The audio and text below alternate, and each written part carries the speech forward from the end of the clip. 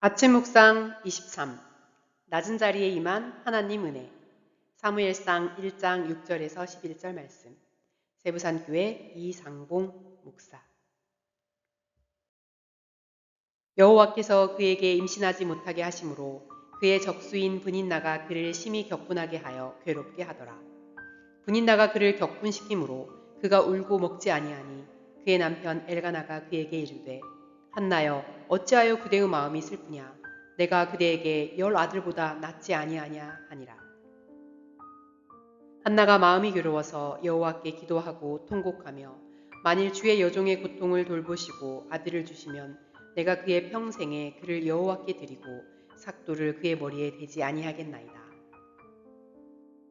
하나님은 사무엘을 만드실 때 한나와 브닛나라는 두 아내를 거느린 아버지에게서 태어나게 하셨고 엘가나의 두 아내 중 아이를 갖지 못해서 멸시를 받던 한나에게서 태어나게 하셨다.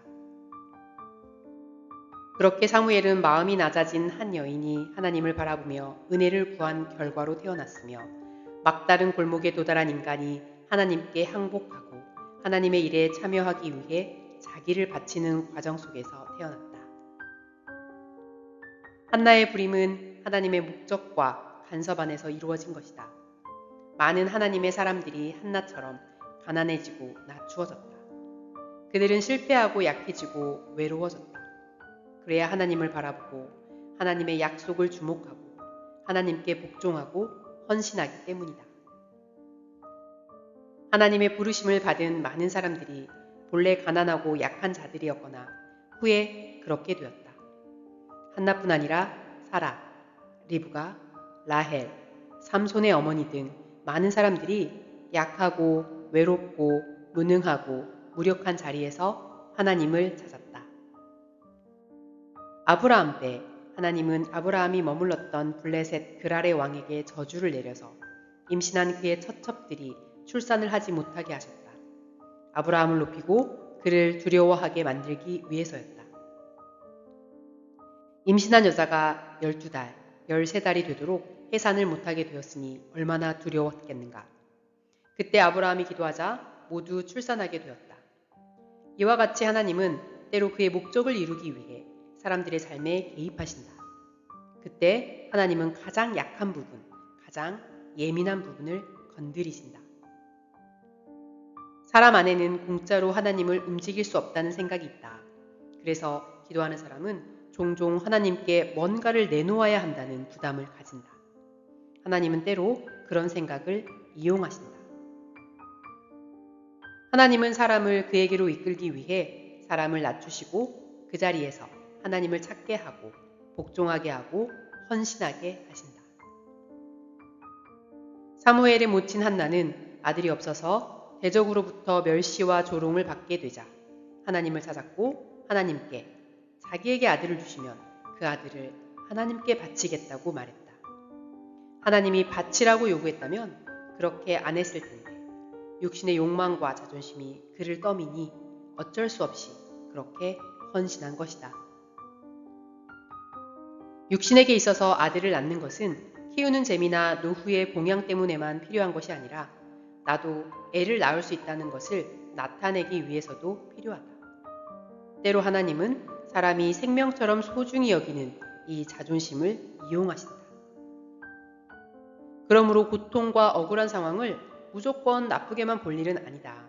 거기에 어떤 하나님의 뜻이 숨어 있는지 알 수 없기 때문이다. 하갈이 사라를 멸시한 것과 이스마엘이 이삭을 멸시한 것은 모두 그들을 약속의 백성과 분리하기 위한 하나님의 작업의 밑거름이 되었다. 브닛나의 질투와 격동 역시 한나를 자극하여 하나님 앞에 엎드리게 만드는 계기가 되었다. 나는 마음이 슬픈 여자라 포도주나 독주를 마신 것이 아니오 여호와 앞에 내 심정을 통한 것뿐이오니 내가 지금까지 말한 것은 나의 원통함과 격분됨이 많기 때문이니이다. 엘리가 대답하여 이르되 평안히 가라. 이스라엘의 하나님이 내가 기도하여 구한 것을 허락하시기를 원하노라. 엘가나가 그의 아내 한나와 동침하매 여호와께서 그를 생각하신지라.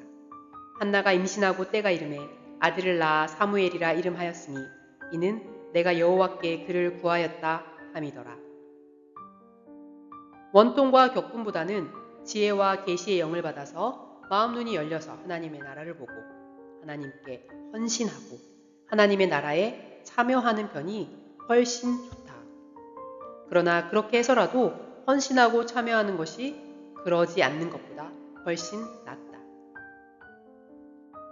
아들을 낳으면 뭐 하겠는가? 나도 아들 낳을 수 있다? 나도 아들, 딸 낳을 줄 알고 남부럽지 않게 잘 키워냈다는 것을 나타내면 뭐 하겠는가? 다 흙으로 티끌과 먼지로 돌아갈 뿐이다. 남는 것은 오직 하나님과 그의 나라뿐이다. 그러므로 아들도 문제가 아니고 남편도 문제가 아니고 성취나 능력도 문제가 아니고 오직 하나님의 나라, 하나님의 영광에 참여하느냐 못하느냐 그것이 문제이다. 한나와 사무엘의 이야기에서 중요한 것은 오직 하나, 어떤 계기로서든지 그들이 하나님과 교통하며 하나님의 사람이 되었다는 그 한 가지 사실뿐이다.